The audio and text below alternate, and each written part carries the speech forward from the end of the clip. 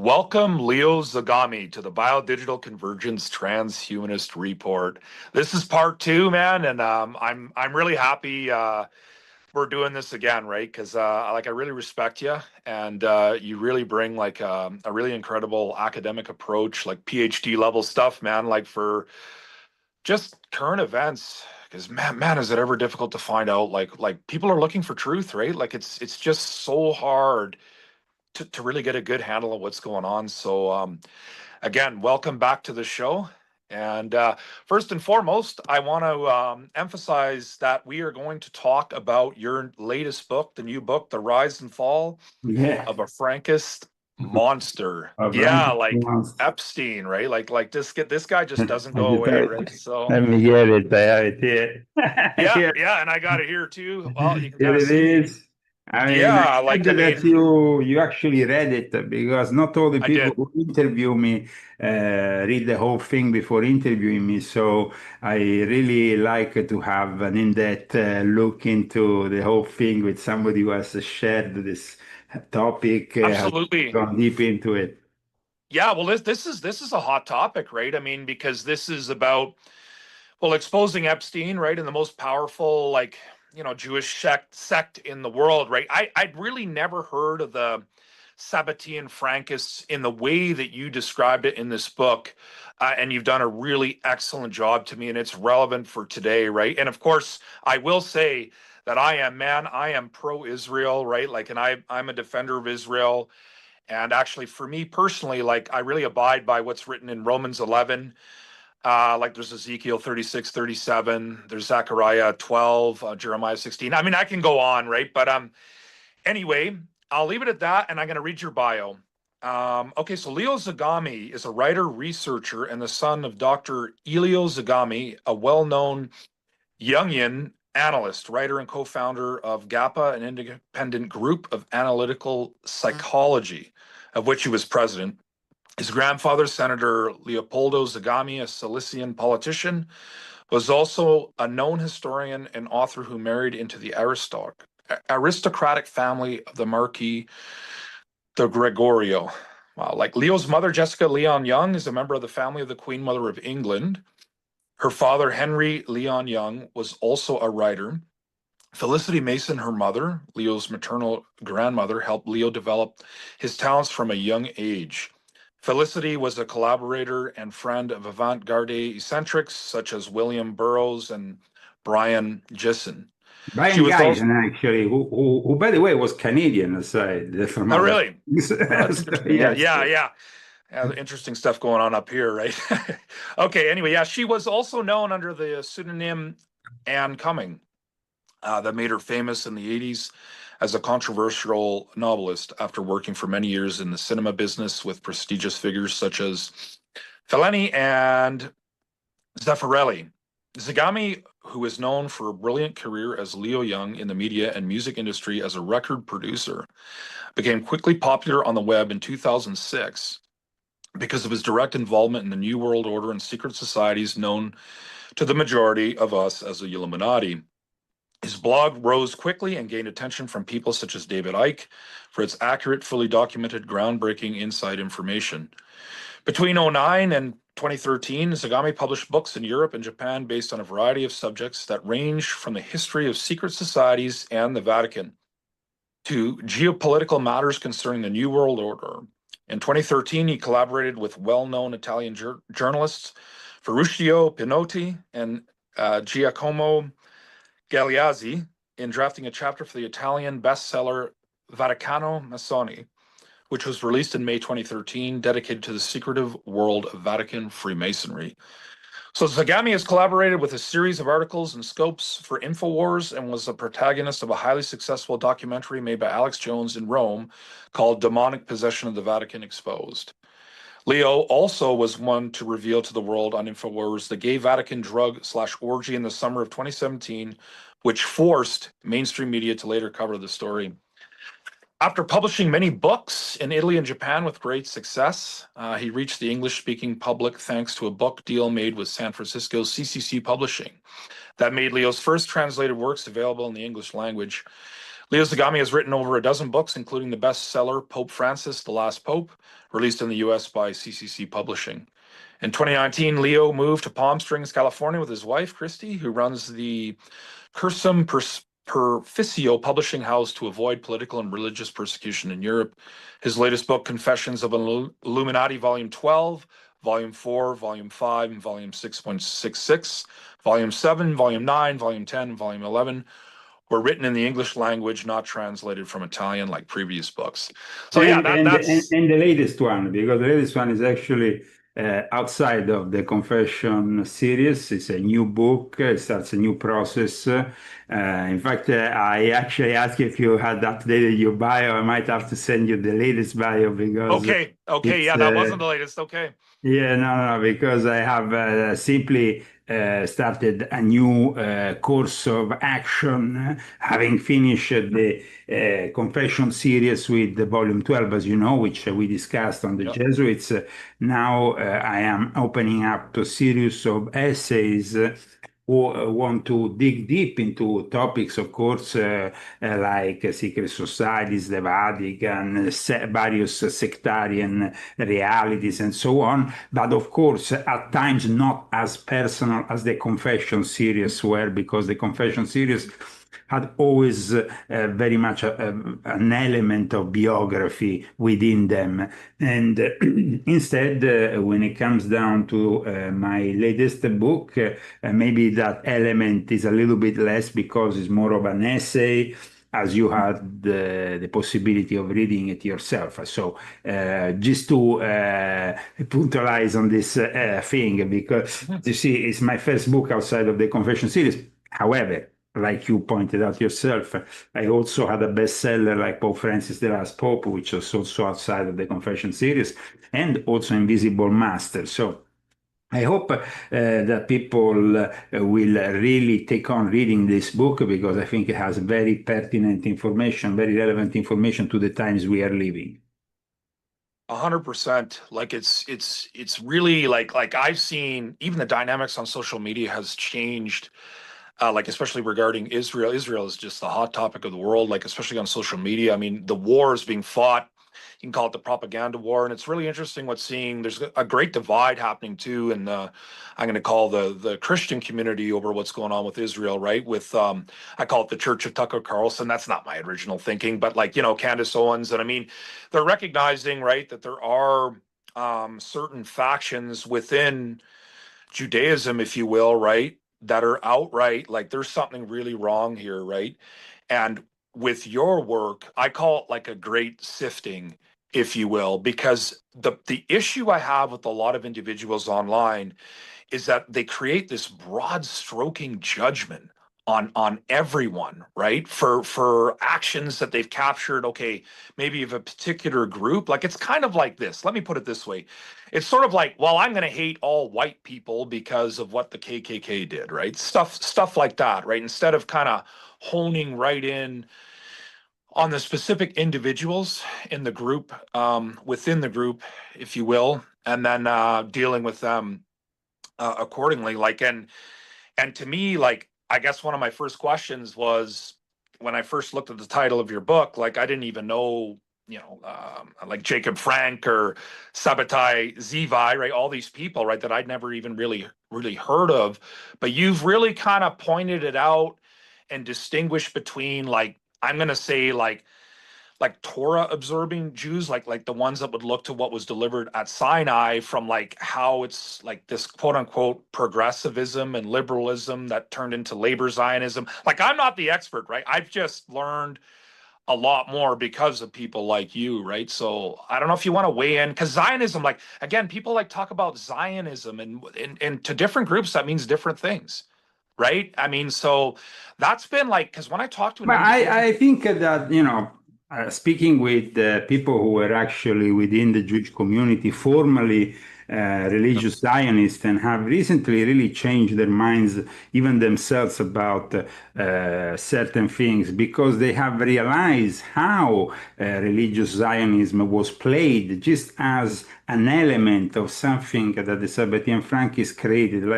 Like you said, very few people discuss Sabbatean No. Frankism. Yeah. Even, for example, in countries like Poland, something really weird happened there because where we don't really have a lot of testimony in other countries, in Poland, where we have actually, and I state that in my book, a larger amount of, let's say, historic testimony about the Sabbatean Frankists. Even there, it seems like at one point, the Sabbatean Frankists themselves went around their own, the members of their own sect to retrieve any possible relic like the image of Eve Frank or anything that could compromise the future of these families who became so important within the elite of their own country. And this happened in Poland, but probably happened also in Austria or many other countries.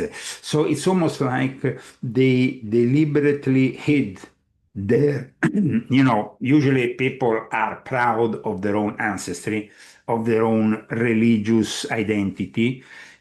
This doesn't happen with the Sabbatean Frankists because of the controversy surrounding their practices, their, seemingly orgiastic practices in reality hid a well-defined ritualistic purpose. And so for that Yeah. reason, it's easier to simply say, oh, well, Jacob Frank or his predecessor, Shabbatai Zevi, were just a bunch of perverts. But that's not how it is. They dug very much a big hole within Judaism. And that hole is still present with us today, that crack Yeah. into the system of Judaism with its rabbinical schools, with its perceived perfection since the time of Moses. So, aside from the Ten Commandments, we have 613 laws that usually, an Orthodox Jew follows. But for these people who actually broke with their religion, they made it a purpose to actually, eat pork on the holy days, Yeah. do things that were completely contrary to what was taught to them from Moses' times. That means that in the end, we need to really understand that this book has nothing anti-Semitic about it, as you have No. witnessed yourself by reading it. And that's why I said at the beginning of this interview, I think it's important that I give an interview with somebody like you who has really gone through the book, taken his time to analyze it before interviewing me. And I applaud you for that because it's a very good thing to do as a journalist or as a researcher of sorts. Yeah. So, in my case, as you know, I had a personal experience which I described in my confessions. Often I mention the Sabbatean Frankists during the confession series, but this is the first time that I really go full on deep into exposing who they are in a way that is not, I mean, it has an academic basis, like you said, because I don't want it to be debunked and thrown out of the window Yeah. like simply, the creation of a conspiracy theories. Up until now, there has been nobody who has been able to debunk a word that I have written because I rely on sources, even from the Jewish world, even from the academic Israeli world, which are very much perceived as credible, as serious. However, it's also true that, for example, the Jews themselves, the rabbinical community, have had problems in talking even about Sabbatean Frankism. And that is really what makes it, I think, difficult even more for the outside world to understand what's going on with this sectarian reality, which started as a movement because when Shabbatai Zevi came around, it was a time in which the Jews were really searching for a Messiah. But how was also a Messiah that will bring them back to Israel. And this is also the other element here. Within the frames of normal Judaism, there wasn't this, they were not even eager to go back to Israel until last century. I mean, and I describe this when I describe the very birth of Zionism from something that people perceive as simply a movement within Judaism as something which is actually connected to Puritans, to the Anglican Church, to the Freemasons, and it spans over 500 years. And it goes back to people like Manasseh ben Israel, who was called the ambassador of the Jews, who eventually, with Oliver Cromwell, managed to finally get the English to let the Jews back into England. After a few hundred years, they had been kicked out of the British Isles. During the brief time, it was a republic under Oliver Cromwell. So, I mean, we're talking here about the history, you know. I mean, people, when they hear about Oliver Cromwell, they don't typically associate this this gentleman with a figure that has anything to do with Jewish history, but it has very much to do with Jewish history.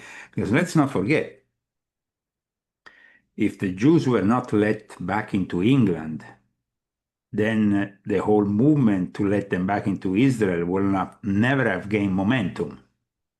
And so it's very important to describe these historical elements. Having said that, once again, I want to stress there's nothing anti-Semitic simply because we're not talking about a race here. We're not, generalizing. And unfortunately, like we were saying in private before starting this show, the big problem here is that a lot of journalists don't have the time to go into the depths of theologic, religious, as well as geopolitical or sectarian realities, like, somebody who, like me, maybe, let's say, spends hours and hours and hours in his research, on one topic at a time. Yeah. I know because I also been a journalist. I know how it works. It's always about the news coming in, the news coming in, the news being elaborated, you and the news having to follow the course of what is happening in the now. When you are actually writing a book like this, is actually about connecting what happened with what is happening now and what was going to happen later. Because you see, when I read a book takes time to write, and at the same time, it's published in a specific moment that you have to envision already in your head. Like when I envisioned earlier this year that Pope Francis was about to die, and I thought, Volume 12 was the perfect book to really explain how the Jesuits hijacked the church, how we will have to then explain what is next for the Catholic Church, which is exactly manifesting now with a Pope which is even more left and woke than Pope Francis in a way. But having said that, the Epstein book was something I always wanted to do because I knew that behind the facade of this scandal, there was something deeply disturbing, more of an historic, anthropological nature, connected with his ancestry, connected with the milieu that surrounded him. In the end, this book demonstrates that Jeffrey Epstein is the product of something much bigger, and is that much bigger and those powerful people. It's not about Trump here. Trump is somebody who is in the White House. And of course, once you are in the White House, you are already sitting on a lot of compromises that you have to do if you don't want to end up like a JFK or if you don't want to have your life threatened once again, like he had himself in the past. So I think that by writing this book, first of all, I want to state that, people who are watching me, who might think that the Epstein case has become a tool of the left or a democratic hoax, is not like that. And actually, this book has been out since the end of October. It's something that I finished writing, of course, in October, but I had already envisioned that by the time it will come out, there will be a lot of more discussions about the so-called Epstein files, the Epstein saga. And at the same time, of course, the synchronicity brings us also to have a movie in the theaters, Frankenstein, which itself has a heavy element of symbology and allegory to do with the Sabbatean Frankist, which most people don't know about. The connection with the golem, which was this creature created of clay that the Jews have in their folklore, and also is very much connected to alchemy, to magical practices. So in the end, here we have a state which is Israel, which, like you said, no, we personally myself, I've always been a supporter of Israel uh, because I know that it's surrounded by a lot of hate, a lot of things to do with Yeah. Muslim world. But in the end, we have to also understand that the people who were pushed to colonize Israel were the first victims of the Sabbatean Frankists. And like my friend, late friend Barry Kamish said, it is a Sabbatean state. Now that might offend some people who don't have, like you, the perception of things. So I'm glad that you had a look at the book before interviewing me, that you have also the open mind to realize that there is actually some problems here. That Yeah. you know maybe this growing Jewish hate or anti-Semitism and stuff, it's triggered from something that, and of course, then once we realize that the Sabbatean Frankist past is fueled with anti-Semitism, is fueled with pushing the anti-Semitic card every time they want to persecute their fellow Jews, because the main enemy of the Jews is the Jew. And this is, It's interesting. yeah. Yeah. Yeah. I have to highlight that I've never ever encountered anyone that was able to kind of highlight that fact the way that you've done. And I feel like what you've done is really important. At least it because there I mean, is. I think it's very important, but the problem is because in the world we are living is divided in factions, because they Yeah. don't accept that at times there is a gray area, because at times Yeah. people just want to take it the easy way. So, either they stand like a Nick Yeah. Fuentes, who is kind of, you know, even becoming an Hitler apologist. When you read this book, it becomes ridiculous because Adolf Hitler himself is a product of the Sabbatean Frankists. So, I mean, the transfer agreement was a product of the Sabbatean Frankists. That's interesting too. Yeah. Yeah. Sorry. So, Yeah. No. Yeah.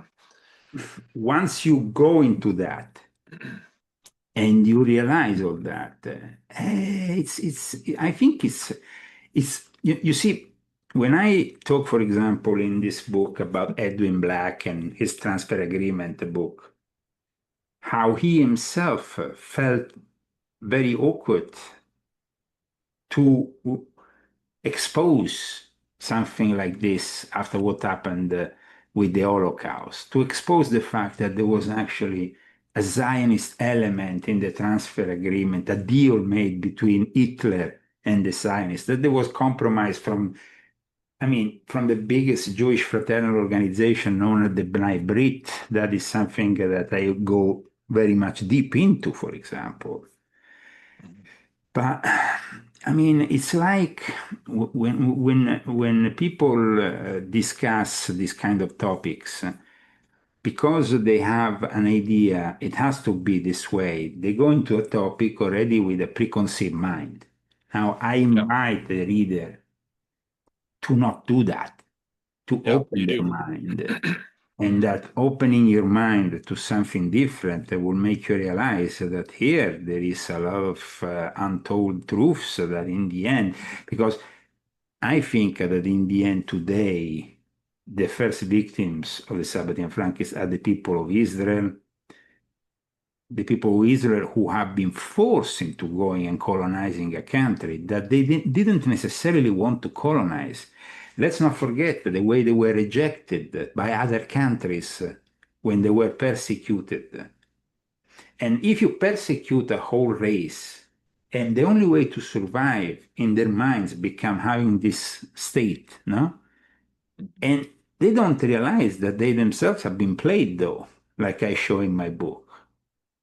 So we have, on a way, of course, we have Christian Zionism, which is born out also of a prophetic mindset which is aimed to bring the Jews back before the end times so we manifest the return of Jesus. And I understand that.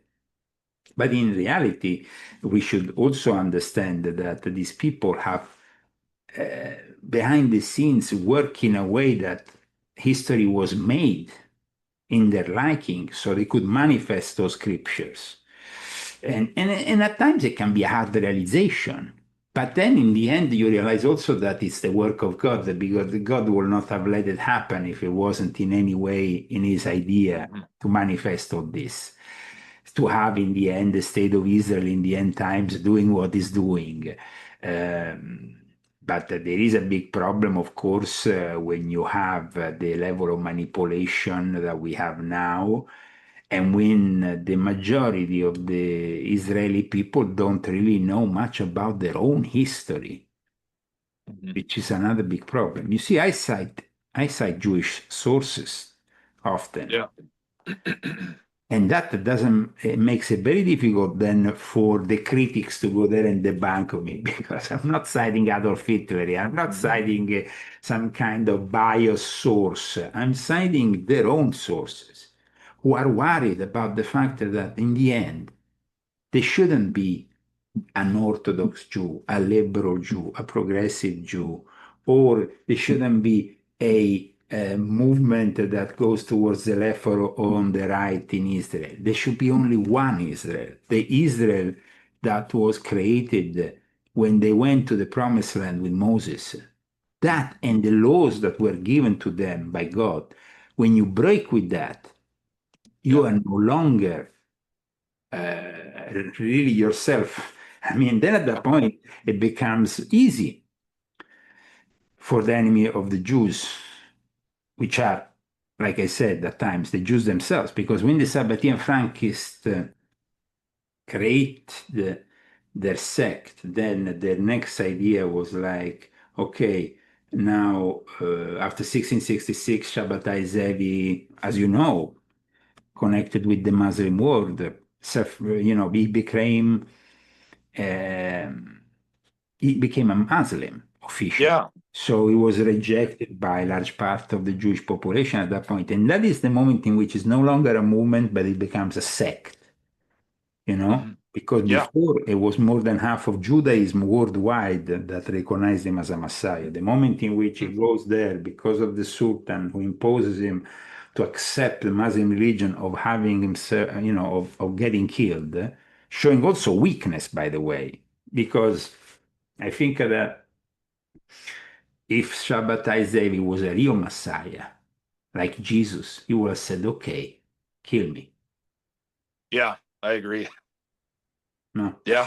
And the same thing can be said about Jacob Frank. Jacob Frank actually picks up from Sabbatai Zevi, and then he constructs this little court of his in Offenbach outside of Frankfurt. He becomes the guide for all those Jews who gradually are distancing themselves from religion and become more and more secularized. We have to understand that Zionism, it's born as it's born as a compromise between secularism and religious, and the religious side of things. But in reality, the people who were behind the movement were secularized. They didn't really care about the religion. They cared about putting together the state of Israel for their own interest, possibly also to avoid further persecution in their perceived idea that maybe having a state will protect them. But it was behind the scenes a great manipulation that was ongoing.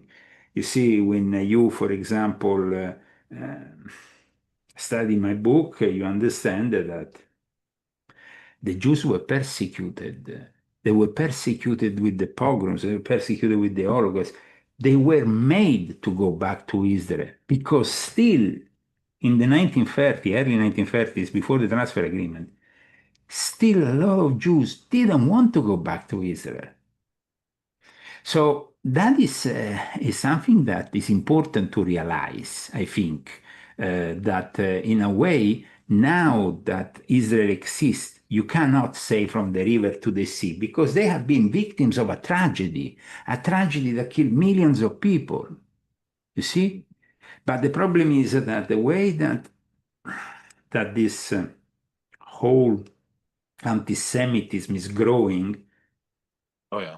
it's also actually becoming fuel for those Holocaust deniers, for those people who despise a whole race which Yeah.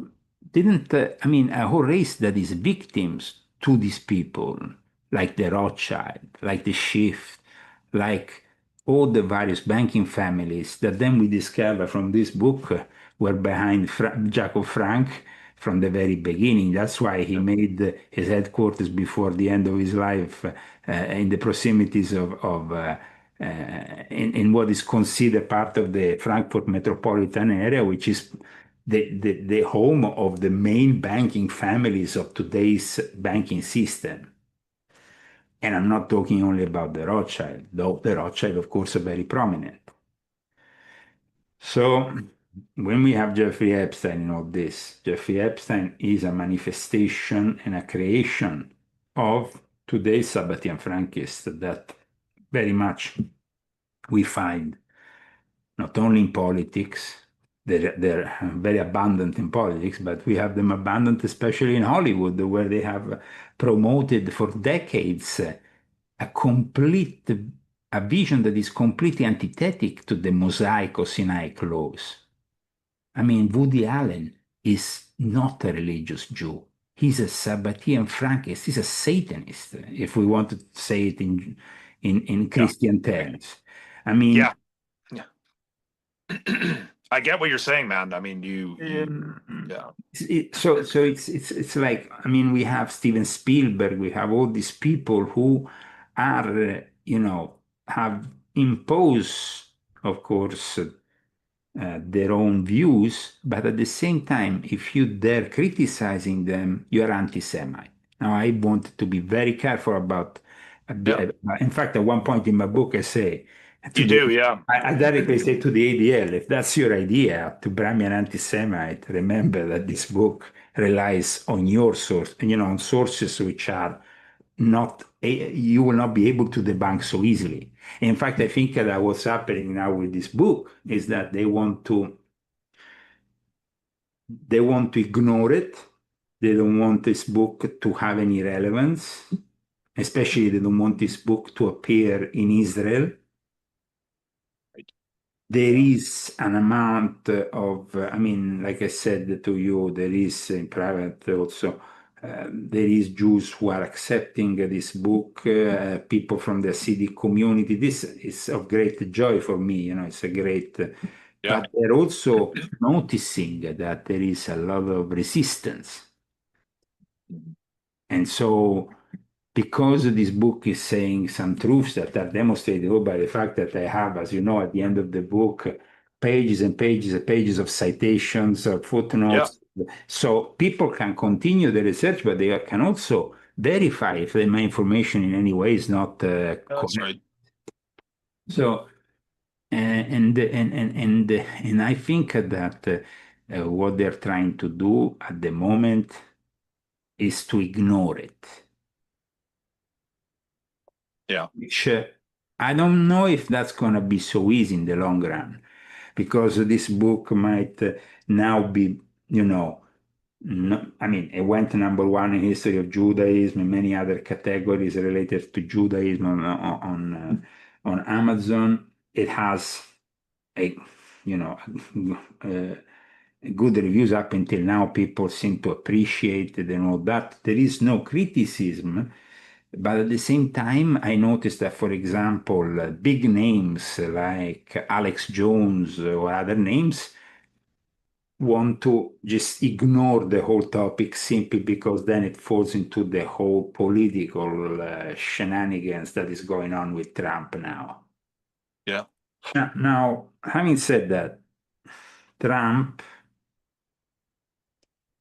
like I said in the book, might not necessarily be involved in any criminal activity. But unfortunately, the people who are part of the establishment that Yeah. is financing both the Democrats and the Republicans and everything in Washington, well, they are very much part of this whole. They don't want this. I mean, they have been avoiding this discussion. I mean, I don't want to make names. I had a big guy from a very prestigious show who contacted me, wanted, but then at the last minute he canceled. And this has happened over and over in the last few weeks. Mm. It's like, yes, there is people who have courage to go forward, but there is also people who are fearing that, being associated with this book would put them in the anti-Trump category. Now, you read this book. I don't think there is anything anti-Trump No, about this book. no.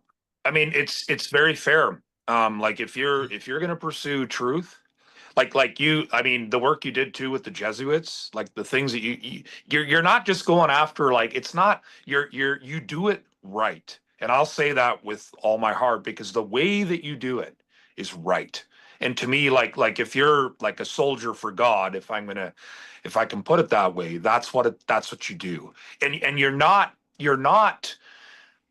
claiming fire and brimstone down from heaven, right? You're just presenting information Mm. about like in a very factual way, right? Like yeah, and you cite your sources, and sometimes the truth, man, and you're not calling for broad stroking judgment. You're just presenting um a portion of the story that I think needs to be understood, and actually I call it the great sifting.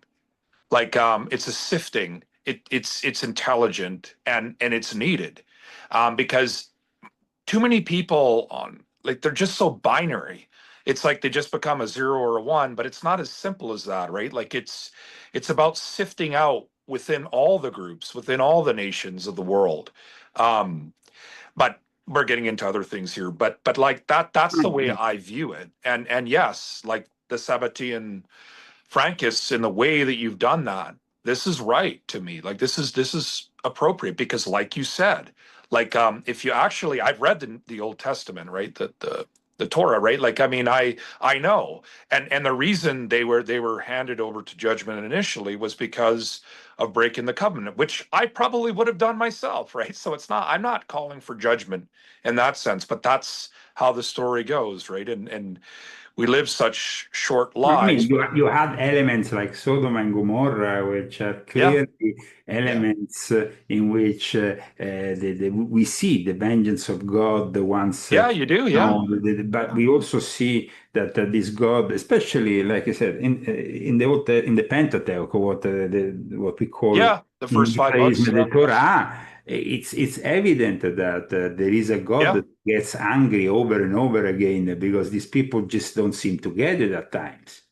And so a there is a a hundred panic. percent, Okay. yeah, But the problem is, in regards to Sabbatean Frankism, is that when Sabbatai Zevi comes along and then Jago Frank, they bring also a new Torah because there is also the oral yeah. Torah and a new interpretation, which at times, like I stated, is completely, I mean, it's just like out of an It's Alice the opposite. Crowley novel with King David having an homosexual act in the I mean, things that Yeah, are, yeah, you know, and I didn't even want to go too far into all the perverted teachings of it all, but yeah, I at least gave to the reader without, breaking his head, possibly with 1,000 names and 1,000 different, I yeah. tried to make him understand that the way that the Sabbatean Frankists were bringing themselves out of Judaism didn't really damage only Judaism, because then,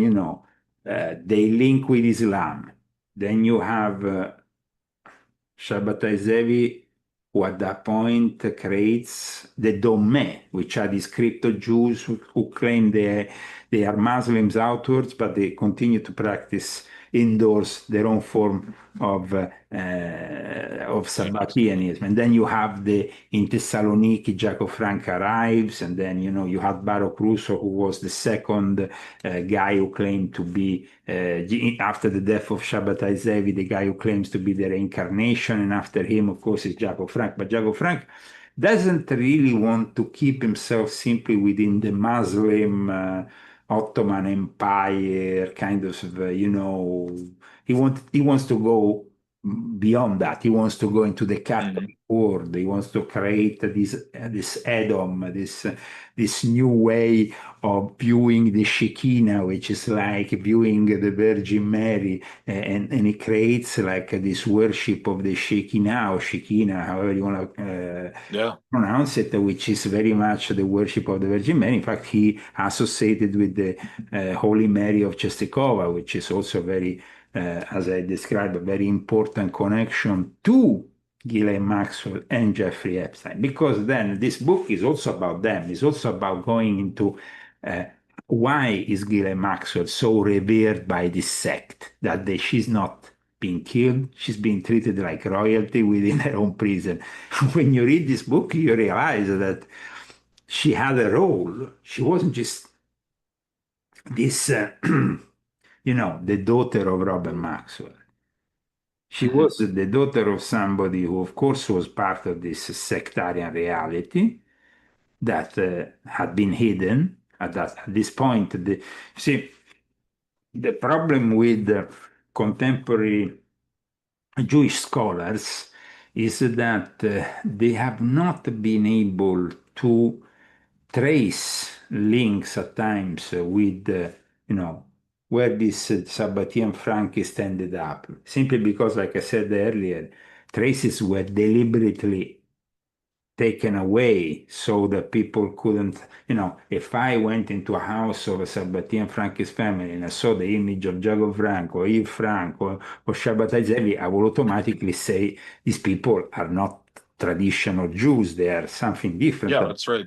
But instead they omitted all that, but they taken that away. They actually deliberately went from house to house to take away that evidence. And then when this evidence was found by outside people, it was very rare and scarce. And also there is a lot of omissions by the rabbinical community because they don't want to say this or this other guy from our school has been corrupted by Sabbatean Frankism.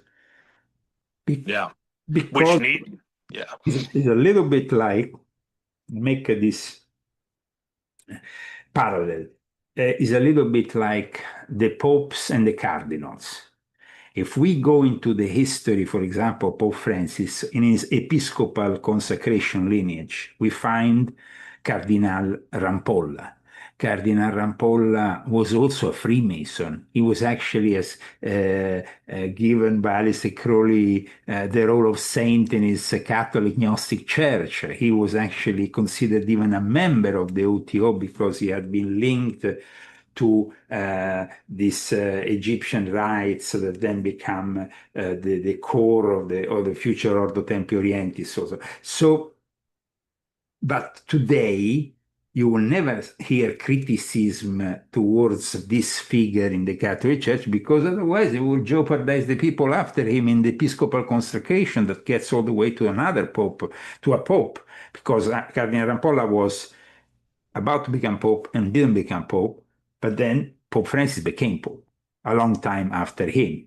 I'm talking about the consecration that goes from the moment Jesus through St. Peter and then transmits the church to not only his apostles, but his successors. And those successors are claimed to be valid, and you can't jeopardize in the eyes of the church. You can't jeopardize the whole church by starting criticizing this or this other pope, because then it will.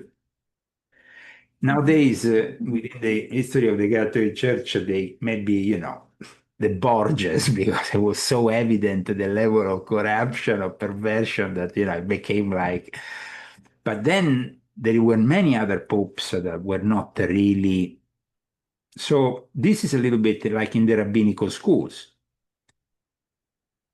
I explain how there was a real war against the Sabbatean Frankists, waged at the very start, actually, of Sabbateanism by rabbis, especially in the Ashkenazi community, who realized the danger of this heresy and started issuing rabbinical councils, calling these people who were practicing these rituals, these deviants, swapping wives and all that. And I explain in this book that there was Yeah. actually a whole movement of people who were trying to fight somehow this whole thing.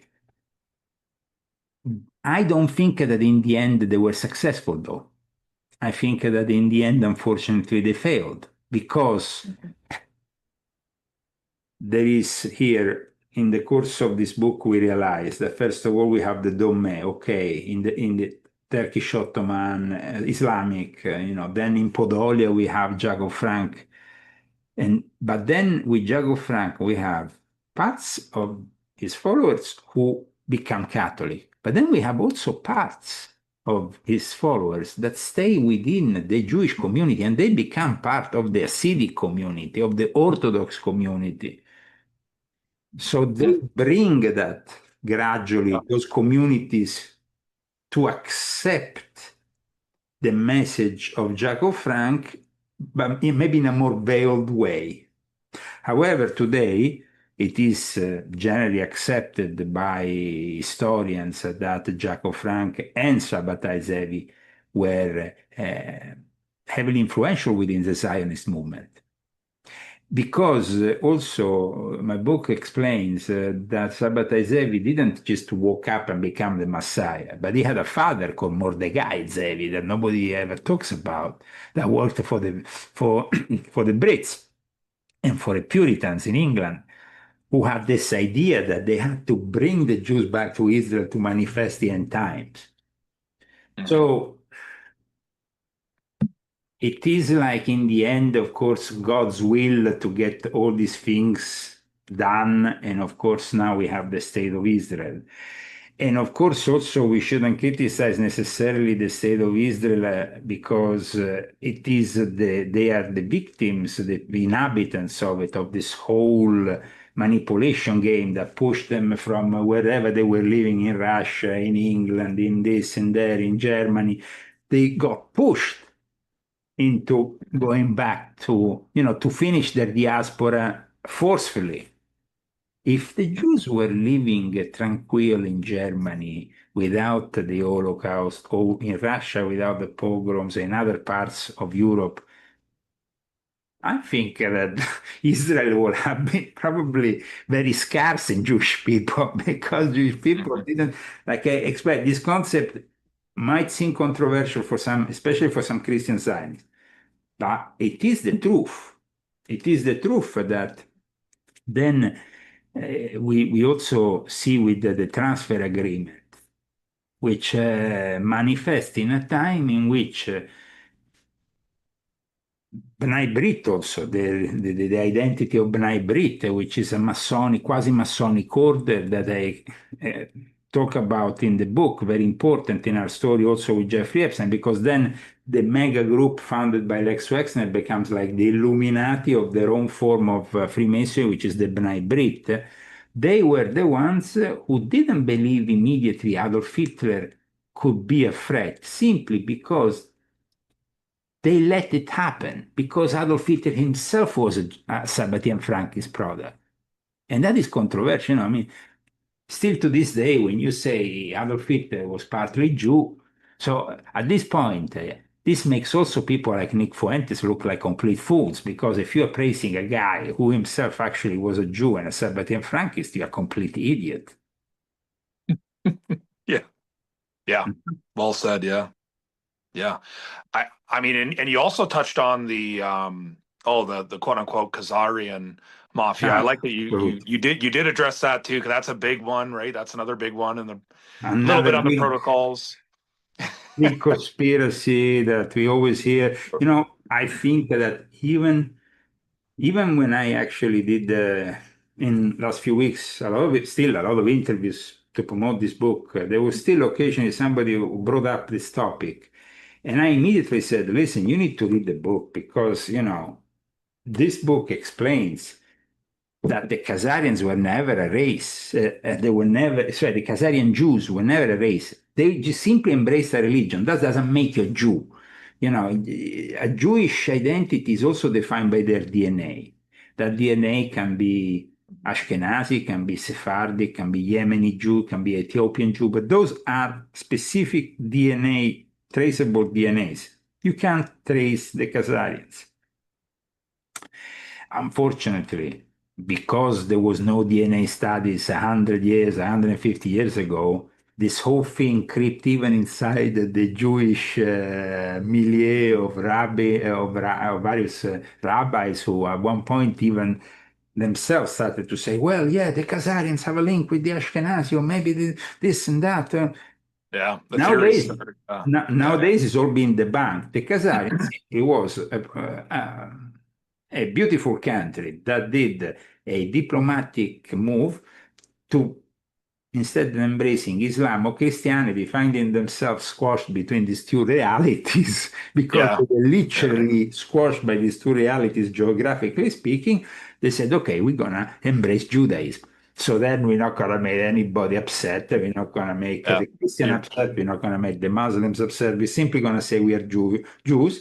We embrace Judaism. And that because Judaism is recognized within the Quran, it makes it possible to not have, it's not like deemed completely infidel in their eyes. And at right. the time Yeah, for the Christians, Jesus was a Jew, everything. So, yeah, but I repeat, it was important for me to bring in the book the latest yeah, DNA studies and to yeah. simply debunk this Khazarian myth, which is circulating and has been circulating for decades in the conspiracy circles. And it kind of like, I mean, even from serious researchers that I saw like serious researchers, suddenly they come up with this thing, and I'm like, oh my God. Well, it's good. It's good. Like the way you addressed it, I thought it was. Yeah, I didn't know that that was going to be in there, but yeah, it was good. That Yeah, was. and I mean, it was important to address it because Yeah. it also links to the fact that the Ashkenazi, which are often linked with the Khazarians, and I explained that they have nothing to do with the Khazarians, but they are often linked by the conspiracy theorists Yeah. and blamed for all the ills of the world. They were actually the ones who first fought against the Sabbateans. Hmm. It's interesting. Yeah. Actually, it puts you a little bit like in a condition to say, oh, maybe I got it wrong, But Well, especially, and yeah, man, I have to weigh in on this. This is part of the problem today. It's like, mm, when you're a child, you're used to being wrong, right? Like, I mean, mm, you're used mm, to being mm. corrected, and then it's like we get older and then we don't get as much intervention per se, and then we start thinking, oh, well, I'm just right about things. No, no, big mistake right there, right? Most people, no, it's just you don't have that corrective force like working in your life as much as when you did when you were a child, unless you know how to come to what I'm going to say evidence-based conclusions. Like to me, I feel like your way of thinking makes sense. At least you can create, well, when you write your books, you can tell us why you make the statements you make, or explain why you've come to these ways of thinking. And I mean, I think that's how the mind should work, not Yeah, just like, and I tell you, yeah, for many years, I had people saying, oh, Leo Zagami is a Zionist. Oh, Leo Zagami is this because he likes Israel, but at the same time, he's talking bad about the Muslims.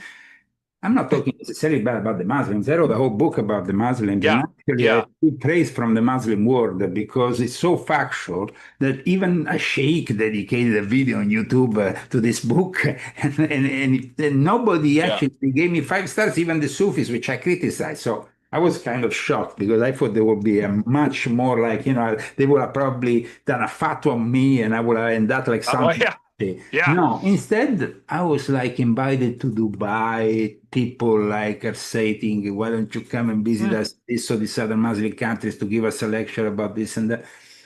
So that was kind of surprising. Um, but even with this book, I have problems in promoting it because it's hard for people to digest the whole thing with their binary mindset. And Yeah. and of course, it has also the Sabbatian Frankist element, which is connected to then the promotion of this protocols of the Sages of Zion. What happened later on with the protocols became, current, reading and material of study in most universities in the Middle East or in Iran or in other places. So, I mean, it creates then that hate element Yeah. that A we see. 100%. And I mean, and the question becomes, is this all staged, right? And I mean, if, like, of course, most people would say, yeah, it's like playing, they call it the checkerboard, right? But with real people, right? I mean, it very much seems that way to me, but I mean, it's like I've been in the Middle East. I had the possibility to spend time there. I have the possibility to spend time with some great people who made me yeah, realize a lot of things. I talk about it also in Volume 10, of course, especially in Volume 10 because it's more part of the confession series. So it's like, uh, but having said that, my experiences with all three the Abrahamic faiths have not only been purely academic, they have been also a very personal nature.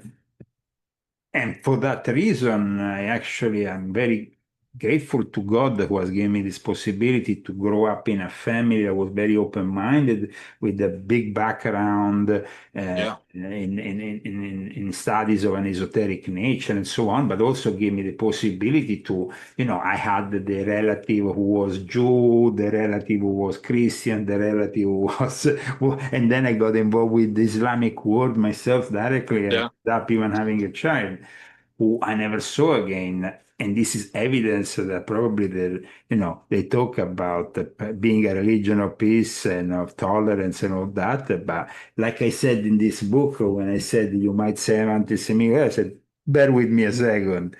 My personal story proves that I am not a friend person of no, the Muslims. that's But having said that, I'm not also a bigot who criticizes everything without taking what is good in those, yeah, 100%. teachings. Those because I saw some beautiful things in the Muslim world that I liked, and I think that the Muslim world has also influenced very much. Not only the esoteric world, but through the Renaissance, Hermeticism, everything that was preserved in a way from the Iberic Peninsula, where then we had the scourge with the Christian Inquisition. And that is another element that I bring out also in my book when I start talking about the Marranos, the Conversos, and the fact that there was this guy who for the first time brings in with a book this French theologian and anthropologist Isaac Laprère, who in reality we discovered being a Jew, a Marranos, but I also explain no, that the Jewish Marranos are the ones who converted, but in reality they practice Judaism in secret, while the conversos embrace Christianity. And then, so there was this element at the very basis of then this alliance that then grow. This alliance grows in England, doesn't grow in any other place. It is there that eventually, it grows through a few centuries. They even create British Israelism because it was like they went from kicking out the Jews altogether Hmm. to And then to actually embrace them as yeah, and to actually say we are the lost tribe, we are the lost tribes here, we're the lost tribes. I mean, and then the Balfour Declaration came out. and then, Yeah. but all it was to arrive to this Balfour Declaration, we have a few hundred years of history, which I also describe in my book, Hmm. because without Yes. understanding that history, we cannot understand how a country completely turned around and embraced what they actually had despised before. Yeah, I think everyone should read your books because you're not a polarizing individual, which is very rare.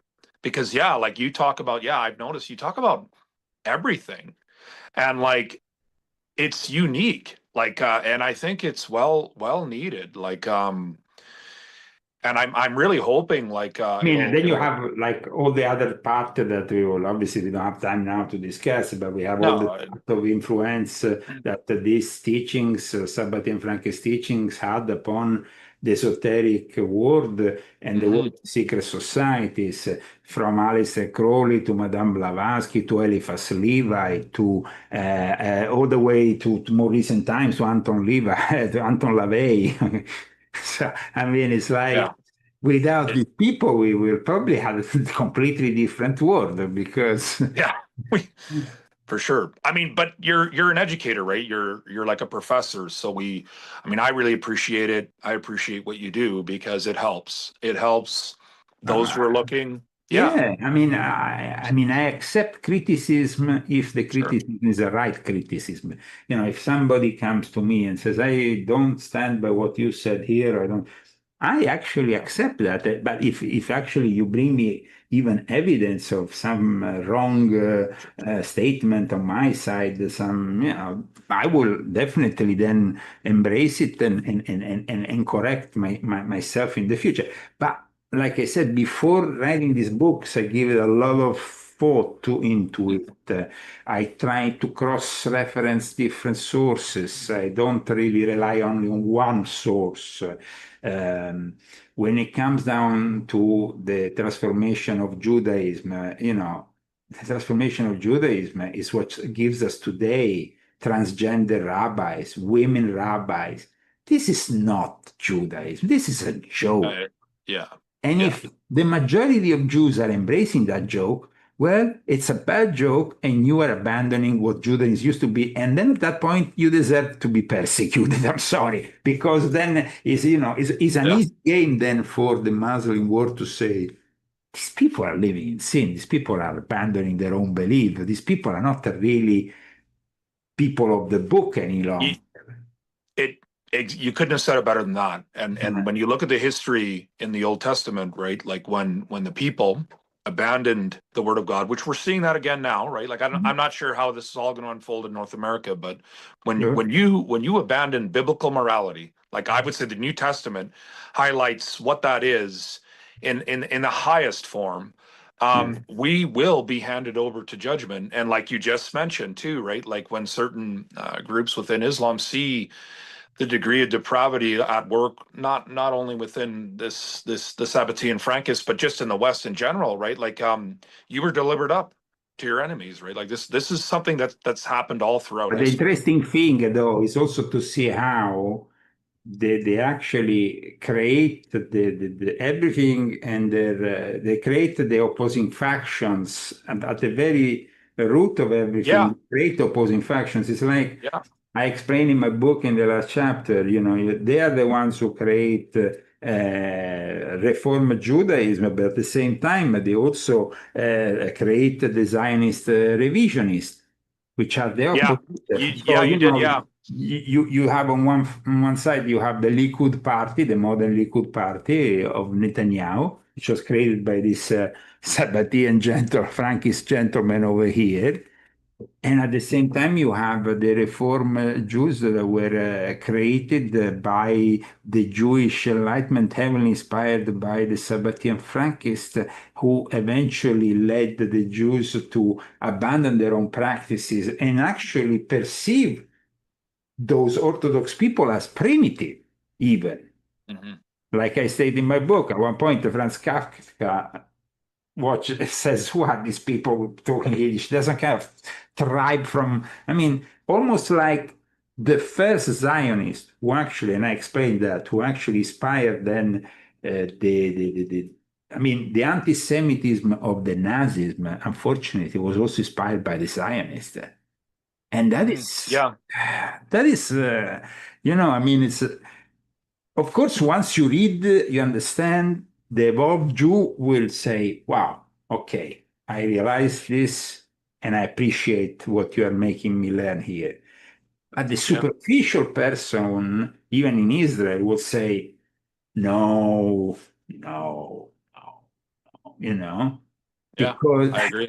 and so um, I find myself to these days with very few evolved Jews evolved Israelis who have the mindset to understand that this book is like denouncing the Jesuits for the Catholics. It's like denouncing, Exactly. Yeah, or, 100%. for example, in Islam, denouncing those sects who have deviated from whatever was the initial path of Islam into in a variety of.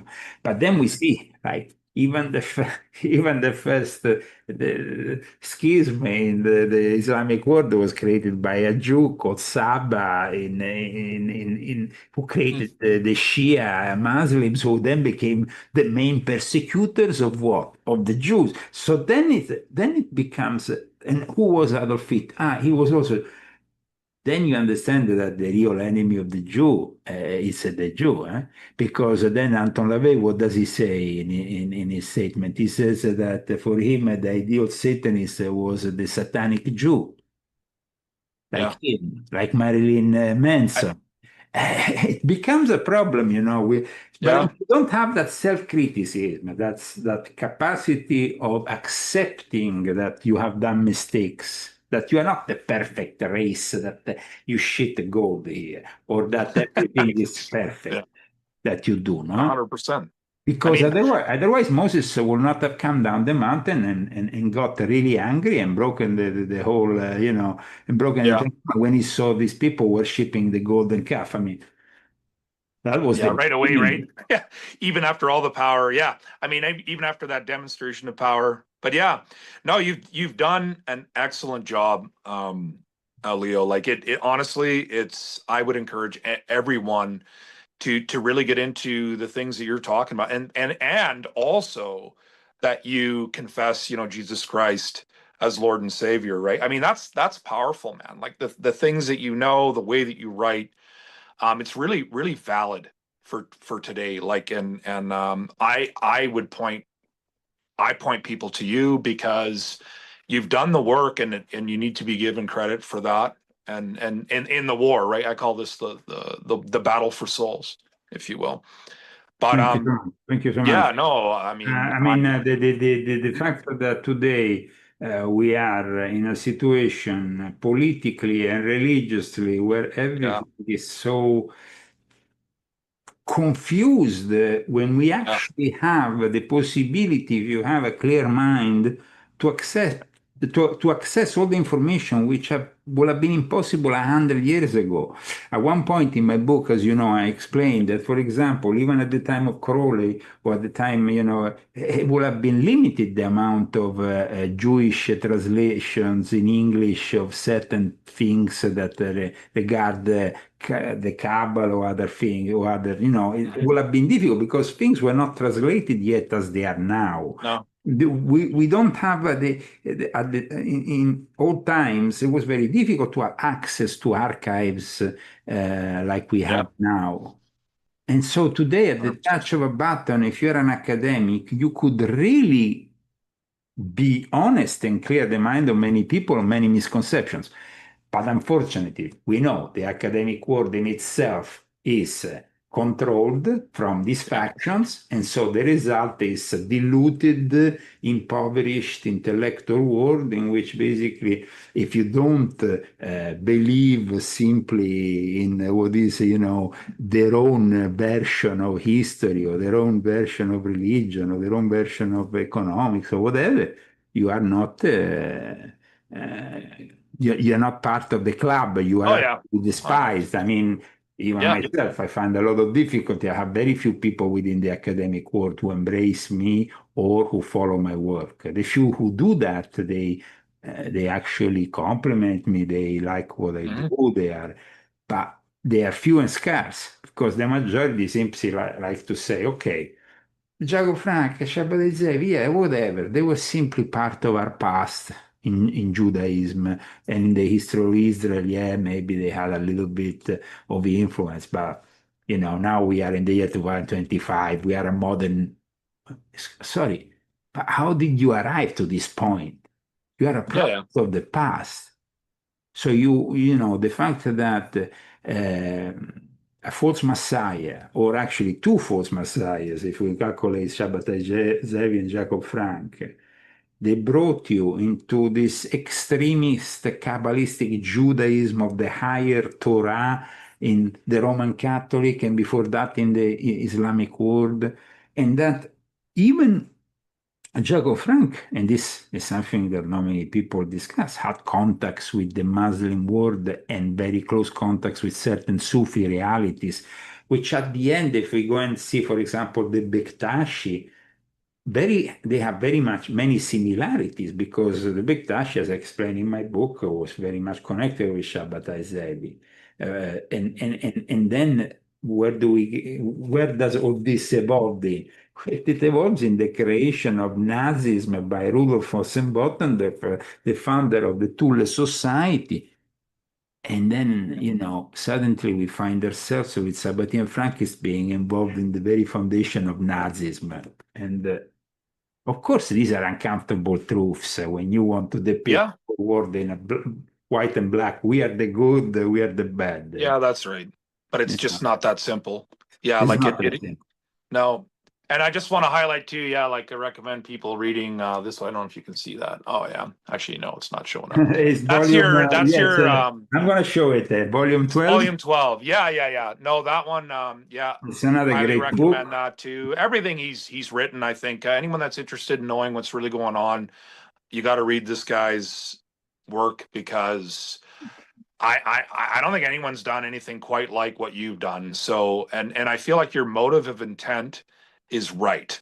That is huge. That's the real riches to me, even though like you might not see that material gain, but it's the real riches that you will not. It's like, yeah, when you leave this world, man, it doesn't, it's like I don't have to tell you this, but like the real wealth, sometimes, yeah, we do suffer in this lifetime now, but the real riches you're building strong, right? So Absolutely. But in fact, just to close down this whole yeah, interview we'll wrap with it up. maybe an interesting thought, my late friend who was a Kabbalist, Ari Benun, once told me, Leo, it's great to be a writer because we can become immortal through our writings. This will Yeah, project us in the immortality. And as I remember him, because I was probably the last time with him, like maybe 10 years ago, then I didn't saw him anymore. He died, of course, as he was probably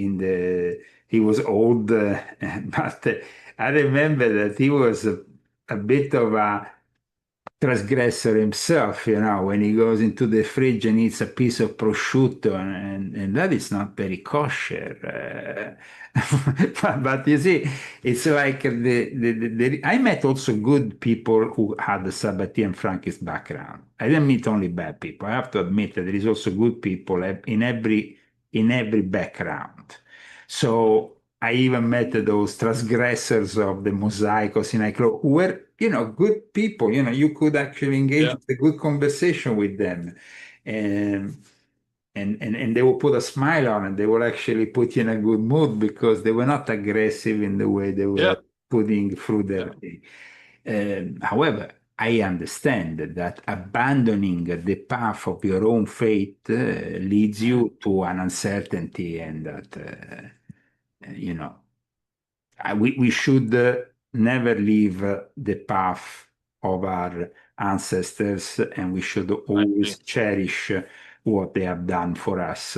And of course, if the Sabbatean Frankists have these ancestors who have committed an untellable sins and a deviance from the Mosaic laws and all that, I understand that that is very heavy. But maybe they should, instead of continuing to be more deviant and to continue bringing this world into the wrong direction, maybe they should admit their sins. Yeah, And that's the start, right? Yeah, uh, yeah, uh, yeah. maybe a Well, change for once.